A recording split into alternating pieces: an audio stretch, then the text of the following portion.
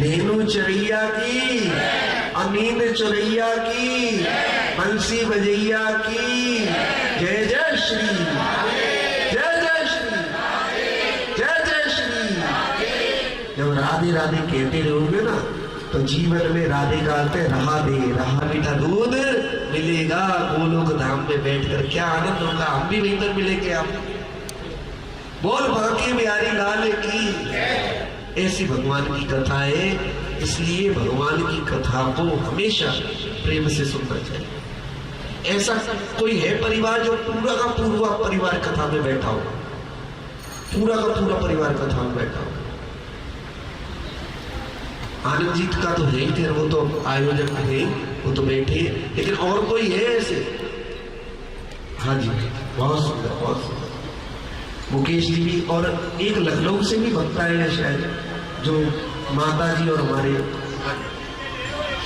एक बार जोरदार तालियां जो लखनऊ से भागवत कथा में सुनने के लिए आए हैं। जोरदार तालियां तो बनती है, तालियां भी तुम्हारी ऐसे ही, बिल्कुल धीमी धीमी तालियां, कुछ की तो नकली, कुछ की दिखाने को, और कुछ की बिल्कुल ऐसे धीरे धीरे। एक बार जोरदार तालियां बच्चों के लिए। भगवान की भागवत को सुनने के लिए समय निकालकर लखनऊ से यहाँ पर आना कोई साधारण बात नहीं है। ये भगवान की कृपा के बिना नहीं हो सकता। इसलिए भगवान की, हमारे भक्त हैं मुकेश गर्ग जी, जो आनंद जी के फूफा जी भी हैं। एक बार एक छोटा सा भजन रखेंगे आपके सामने, सिर्फ 2 मिनट का, क्योंकि कथा आगे लंबी है, इसलिए 2 मिनट का भजन। माइक में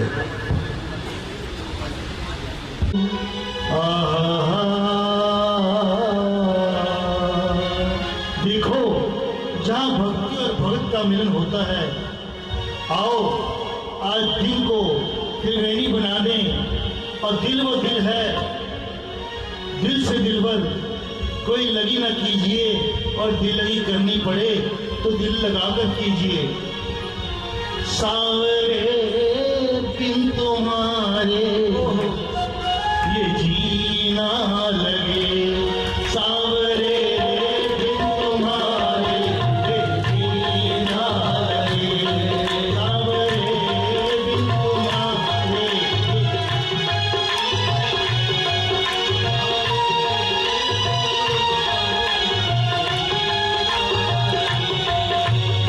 आओ पास हमारे, आओ पास हमारे, जीना लगे, सावरे बिन तुम्हारे जीना लगे, सावरे बिन तुम्हारे जीना लगे।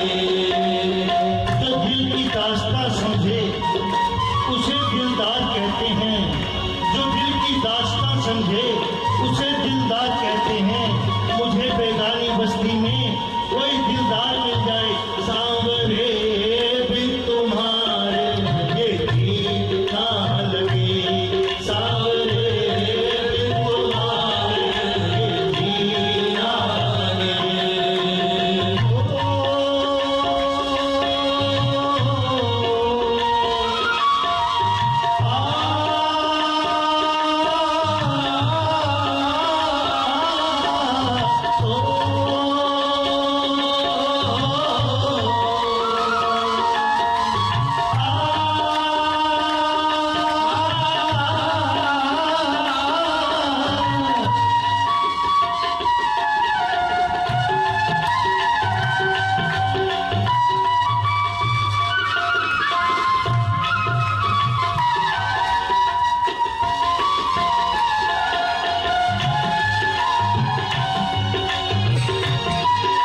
तुझको रिझाने आया सावरे,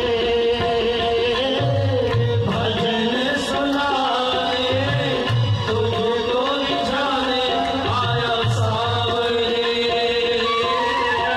तुम न सुनो तो किसको सुनाऊं, बोलो सावरे। तुम न सुनो तो किसको सुनाऊं, बोलो सावरे। जी के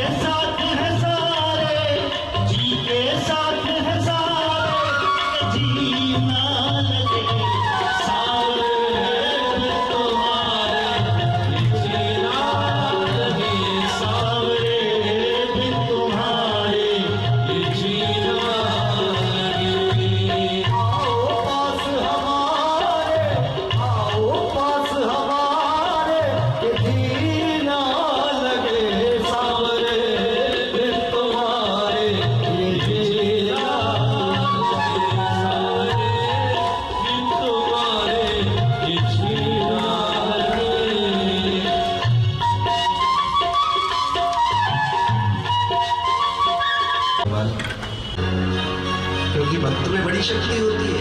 वृंदावन में कहते थे, भक्ति भक्त भगवंत गुरु चतुर नाम बपु एक, इनके पद वंदन किए नासत भक्ति भक्त भगवान और गुरु चारों एक ही है, इनमें कोई भी भेद नहीं है। इसलिए इनके चरणों में प्रणाम करने से भी बहुत सारे कष्टों की निवृत्ति हो जाती है। एक दिन भगवान भोलेनाथ जा रहे थे। भगवान भोलेनाथ जब पहुंचे तो देखा कि रास्ते में प्रणाम करने लगे भोलेनाथ। माता पार्वती ने पूछा, भोलेनाथ यहां सुनसान जगह पर किसको प्रणाम कर रहे हो? कि देवी कई हजार वर्षों पहले यहाँ पर मेरे एक भक्त ने जन्म लिया था, इसलिए यहाँ पर प्रणाम कर रहा हूं। फिर थोड़ी दूर आगे गए और वहां पर फिर प्रणाम करने लगे। माता पार्वती ने पूछा, अब किस लिए प्रणाम कर रहे हैं? कि देवी कई हजार वर्षों बाद यहाँ पर मेरा एक भक्त जन्म लेगा, इसलिए इस जगह को प्रणाम कर रहा हूं। ऐसी भगवान की लीला है कि जो भगवान की भक्ति करता है भगवान भी उसे अपने हृदय से चाहने लगते हैं। इसलिए जी खाटू श्याम जी की पद यात्रा चल रही थी तो वहां पर भक्ति का साम्राज्य देखा। नंगे पैर कितने लोग जा रहे थे। राम जन्मभूमि का जो अभी मंदिर बना है इसका लोकार्पण था 22 जनवरी को था, शायद 22 जनवरी 2024 को। तब देखा कि ट्रेन जा रही थी नजफगढ़ से अयोध्या के लिए, भक्त जा रहे थे। तो वहां पर राह चलते हुए लोग आकर उन भक्तों को प्रणाम कर रहे थे कि आप अयोध्या जा रहे हैं। कईयों ने तो अपनी जेब से पैसे निकाल कर दिए कि आप अयोध्या जा रहे हैं, वहां मंदिर में चढ़ा देना। इस तरीके से बड़ा भक्ति का साम्राज्य है। इसलिए भगवान के भक्तों की भक्ति के बिना भी भक्ति अधूरी है। भगवान की भक्ति तो कीजिए ही, साथ में भगवान के भक्तों की भी भक्ति करनी बहुत ज्यादा आवश्यक है। अग्नि के मुंह से स्वाहा और भक्तों के मुंह से आहा भगवान को बड़ी पसंद है। और हमारे मुंह से तो रोज आहा निकल रही है, कभी कुछ। आज क्या होगा ये सोच कर ही मन प्रसन्न हुआ जा रहा है, क्योंकि भगवान की भक्ति में भजन भी भोजन से ही बनता है। ये भजन किससे बनता है? भोजन से। भगवान के भक्तों के द्वारा भोजन करना, भगवान के प्यारे वैष्णवों के द्वारा प्रसाद पाना, भगवान के संतों के द्वारा प्रसाद पाना, ये भगवान की बहुत बड़ी अतिशय कृपा है। इसलिए जीवन में याद कीजिए कि हमेशा भगवान के भक्तों की सेवा कीजिए, क्योंकि कन्हैया ने भी राजसूय यज्ञ में झूठी पत्तल उठाई। सबको कार्य बांटे गए, लेकिन कन्हैया ने कौन सा कार्य लिया? कि मैं तो भक्तों और संतों की झूठी पत्तल उठाऊंगा। जब पूछा क्यों कन्हैया आप ये कार्य क्यों करना चाहते हैं? कि जब मेरे प्यारे भक्त और संत भोजन करेंगे और उनकी झूठी पत्तल उठाने का सौभाग्य मिलेगा तो मेरा जीवन धन्य धन्य हो जाएगा। ये कन्हैया के वाक्य है। इसलिए जीवन में जहां भी सेवा का मौका मिले भक्तों की सेवा का, वहां पर उनकी सेवा से चूकिए मत, क्योंकि उनके हृदय में ही तो बांके बिहारी बैठे हुए हैं। उनके आशीर्वाद से, उनके प्रताप से, उनकी भक्ति के प्रभाव से ही भगवान की भक्ति हमारी दृढ़ हो जाएगी। राधा रानी सरकार की, वृंदावन धाम की जय जय श्री, जय जय श्री, जय जय श्री, जय जय श्री, जय जय श्री, जय जय श्री। परम प्रतापी राजा है, सब कुछ है, पूरे चक्रवर्ती राज्य है, पूरी धरती का राज्य उनके पास में है, लेकिन सब कुछ छोड़ छाड़ कर भगवान का भजन करने के लिए चल पड़े। राजाओं महाराजाओं के चरित्र में हमें एक बात बहुत प्यारी लगती है, बहुत अच्छी लगती है। कोई कितना भी बड़ा चक्रवर्ती राजा हो, कितना भी महारथी हो, लेकिन जीवन के अंतिम समय में सभी अपना कल्याण करने के लिए राजपाट को छोड़कर वन में चले जाते हैं। लेकिन आप तो कहोगे अब तो वन है ही नहीं, क्या करें। वन है, सबसे बड़ा वन कौन सा है? वृंदावन।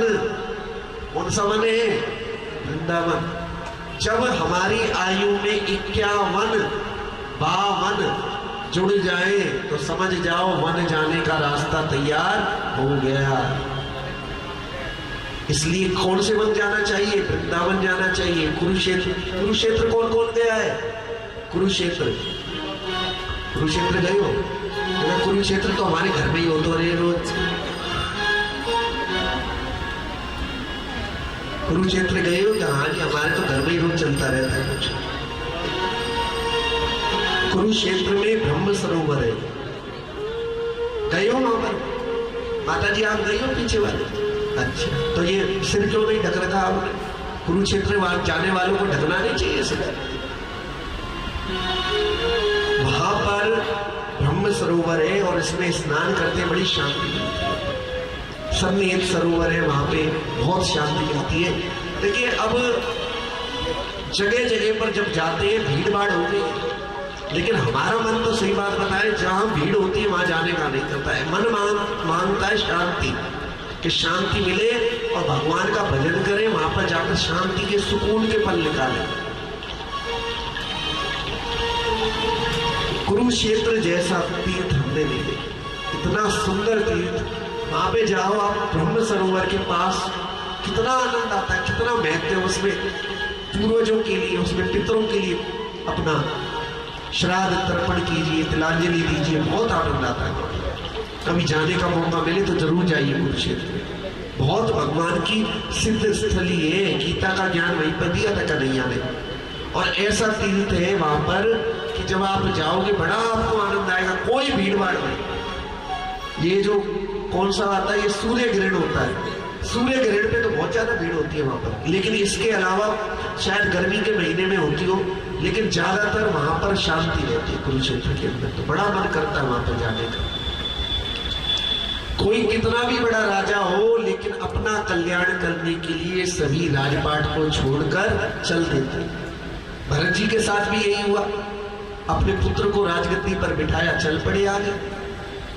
एक दिन एक शेर ने एक हिरनी पर आक्रमण किया और हिरनी पेट से थी, डर के कारण बच्चा तो नीचे गिर गया और हिरनी आगे जाकर मर गई। भरत जी ने उस हिरनी के बालक को उठा लिया और उसकी सेवा करने लगे अपने आश्रम पर लाकर। लेकिन मन इतना डूब गया उसमें कि उस हिरनी के बालक को हर समय याद करते हैं, लेकिन भगवान को भूल गए। और हनुमान जी की वाणी क्या है सुंदरकांड में? कहे हनुमंत विपति प्रभु सोए, कहे हनुमान विपति प्रभु सोए, जब तब सुमिरन भजन न होई, जब तब सुमिरन भजन न होई। कहे हनुमंत विपति प्रभु सोई, जब तब सुमिरन भजन न हो। संसार में सबसे बड़ी विपत्ति कौन सी है जी? जब भगवान की याद ना आए।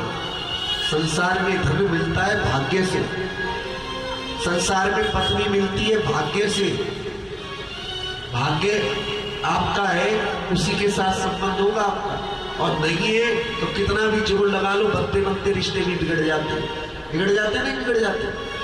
इसलिए भाग्य की चीजें, पत्नी का संबंध है वो भी भाग्य से, किसको आपकी पत्नी बनना है सब निश्चित है, कितना धन मिलेगा ये भी निश्चित है। लेकिन अपना कल्याण करना ये हमारे हाथ में, ये हमारे हाथ में। हम अपना कल्याण करें या नहीं करें, इसमें हम स्वतंत्र हैं। कर्म करने में हम स्वतंत्र हैं। हम सोए और भगवान के आगे जाकर रोए कि भक्ति नहीं है जीवन में, हम तो भक्ति कर नहीं पाते, तो इसमें भगवान का दोष नहीं है, ये हमारा ही दोष है। क्यों? जिस चीज की हमें चिंता नहीं करनी चाहिए थी उसकी तो चिंता कर ली। कैसे होगा, क्या होगा, कुछ होगा या नहीं होगा, सब निश्चित है। सब होगा और समय आने पर होगा। हमारे और आपके जीवन में चिंताएं इसलिए रहती हैं, हम समय से ही पहले सब चीज चाहते हैं। क्या हुआ, बेटी की शादी नहीं हो रही, भैया जब समय आवे वो तो है जावे ही ना आए, ये तो मैं इनसे कहती रहे तुम लड़का देखने ही नहीं जाते। और एक दिन ऐसा आता है कि शादी हो रही है किसी की, यहाँ वहां पर देखा रही किसका लड़का है, तो बड़ा सुंदर लड़का है तो, अरे बेटी बहुत अच्छी पोस्ट पर लगा हुआ है, बेटी की बात चलाओ इसके साथ। और बात चलाई, शादी में गए थे दूसरे की में, और खुद की बेटी की शादी भी पक्की हो गई। तो ये सब संयोग की बात है। इसलिए जीवन में हमेशा ध्यान रखिए कि जो कार्य समय पर, जिस कार्य का समय निश्चित है वो तभी होगा। प्रयासों में कमी मत रखिए, लेकिन प्रयास करके भी समय का इंतजार कीजिए। कौन सा वो दुआ है, माली सींचे 100 घड़ा ऋतु आए फल होए, ये है ना दुआ, माली सींचे 100 घड़ा ऋतु आए फल हुए।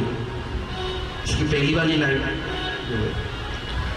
कोई बात नहीं, आप बीज डाल देते हैं, लेकिन जब अंकुर तभी निकलता है जब समय आता है।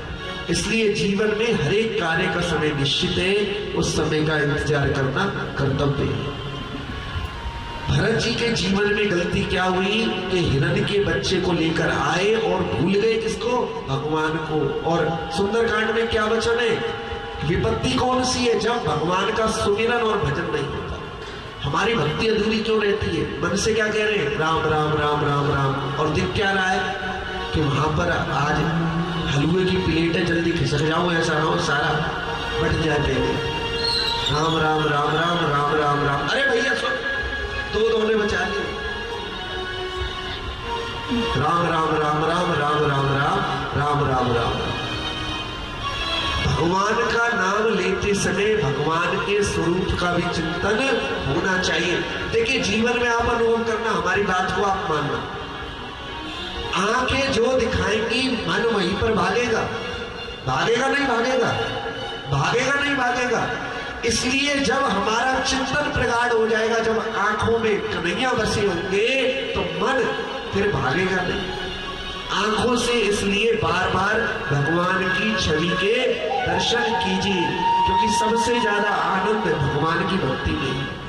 और उस भक्त का भजन सिद्ध हो जाता है जिसके मन में भगवान का नाम चलता रहे और जिसकी आंखों में भगवान की सूरत बसी रहे। ऐसे भक्त का भजन सिद्ध हो जाता है। मन भटकता है कब, खूब भजन कर रहे हैं लेकिन मन से भगवान की स्मृति नहीं हो रही, आंखें कुछ और ही दृश्य दिखा रही है। कहे हनुमंत विपत्ति प्रभु सोई, जब तब सुमिरन भजन न होई। सुमिरन कीजिए और भजन कीजिए। सुमिरन मतलब भगवान को याद करना, भगवान के स्वरूप का ध्यान करना। सुमिरन भजन भगवान के नाम का जप करना। तो बालक जो भरत जी थे, उस बालक की लीलाओं को याद करते हुए संसार से विदा हो गए।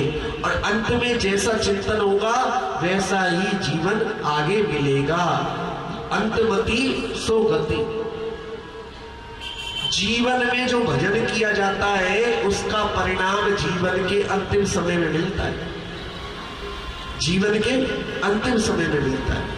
हमने कितना भजन किया, कितनी भलाई की, कितनी अच्छाई की, क्या किया या नहीं किया, इसकी परीक्षा जीवन के अंत समय में होती है। अंत समय में व्यक्ति को अपने कर्म याद आते हैं। अच्छे कर्म किए होंगे तो भगवान की भक्ति याद आएगी, और खराब कर्म किए होंगे तो बुरे कर्म याद आएंगे।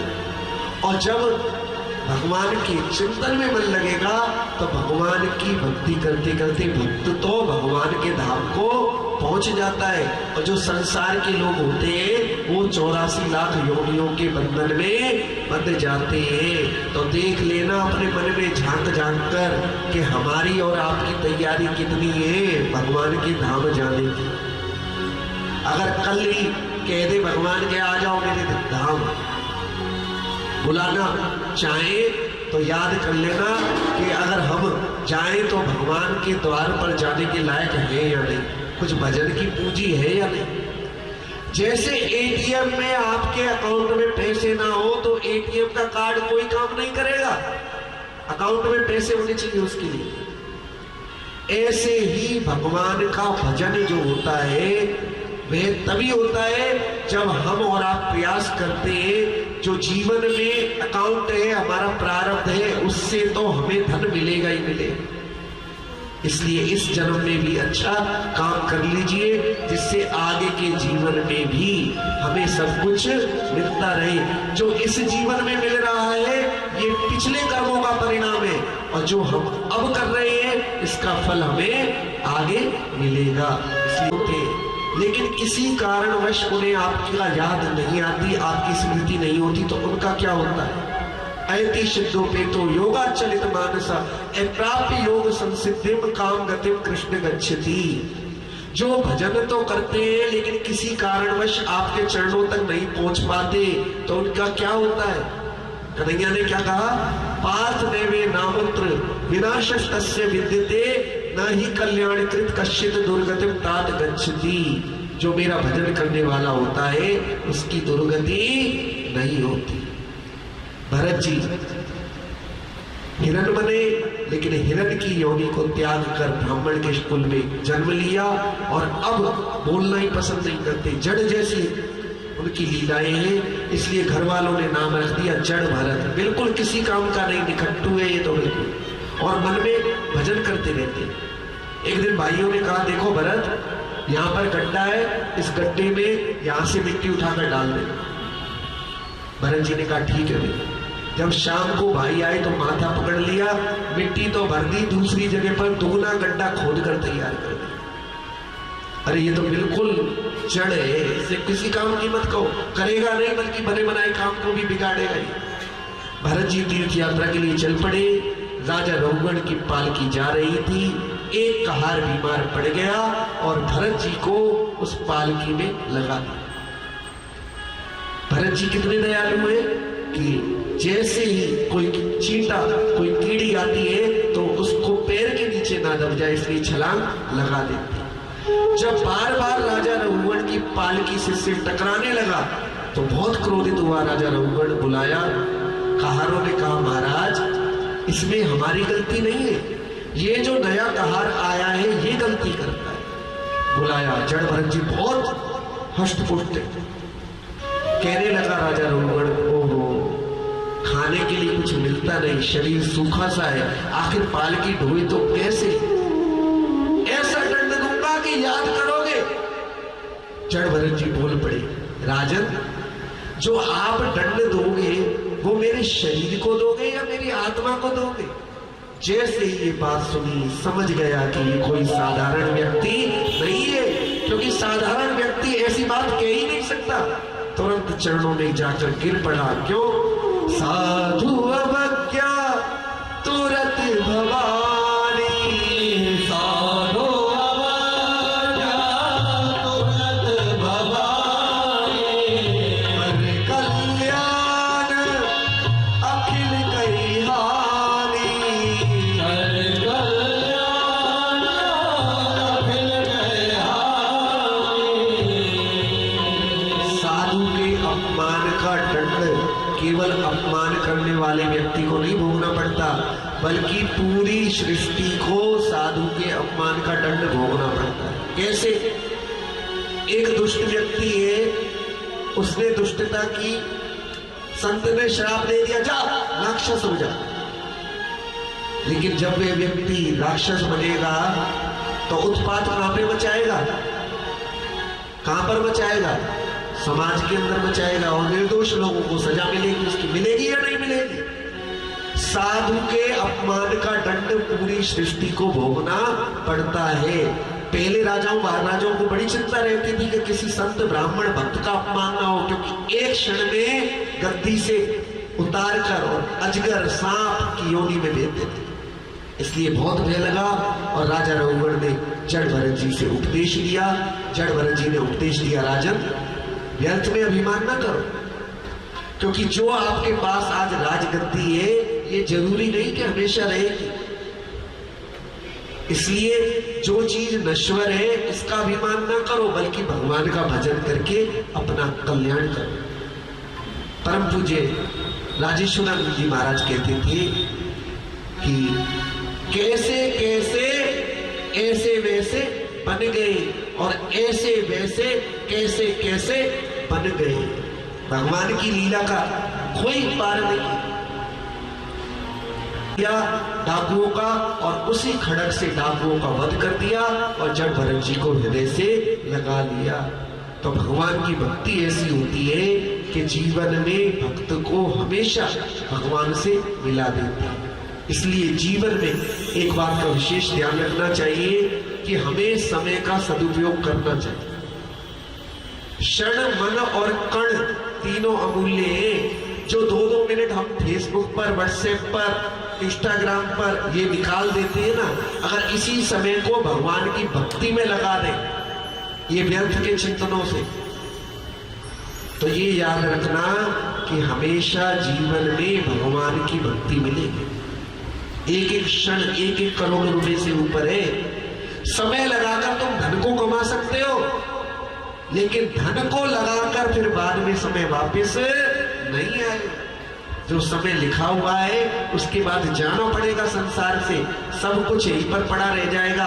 इससे पहले ही जागकर अपना कल्याण करने के लिए भजन कर लेना चाहिए। बोल बांके बिहारी लाल की, गौ माता की जय जय श्री।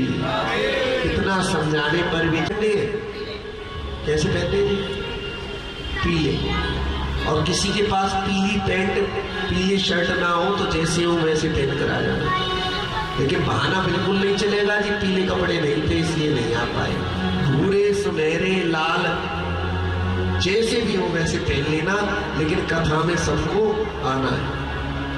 पीले कपड़े उनके लिए जिनके पास है, और जिनके पास नहीं है वो कोई से भी वस्त्र पहन सकते हैं। कल धूमधाम से अपने कन्हैया के जन्म को मनाएंगे। और कितना सुंदर कल दिन है, कल एकादशी है। कौन सी एकादशी पंडित जी है जी? पाप मोचनी एकादशी। वाह क्या बात है। पाप मोचनी एकादशी, कन्हैया का जन्म, भागवत की कथा। भगवान ने तो तुम्हारे मोक्ष के लिए पूरा प्रयास कर दिया है। और हम दिमाग लगा रहे थे सोमवती मावस भी इन्हीं भक्तों के साथ बनेगी हमारी। सोमवती मावस भी यहाँ विज्ञान विहार के भक्तों के साथ ही बनेगी। इसलिए आप लोग कल समय से आए। छोटा सा लाला तो बना लिया होगा ना कन्हैया, छोटा सा लाला है ना। और वसुदेव जी और देवकी जी बनेंगी। तो 2 जोड़े कल तैयार रहे, नंद बाबा यशोदा मैया के लिए और वसुदेव जी और देवकी जी के लिए। क्योंकि कृष्ण चलेंगे मथुरा से जरूर, लेकिन जाकर पहुंचेंगे नंद बाबा के धाम। इसलिए तैयार रहे आप कल कृष्ण का जन्मदिन मनाने के लिए। एक बार सभी भक्त खड़े हो जाए, सभी भक्त खड़े हो जाए।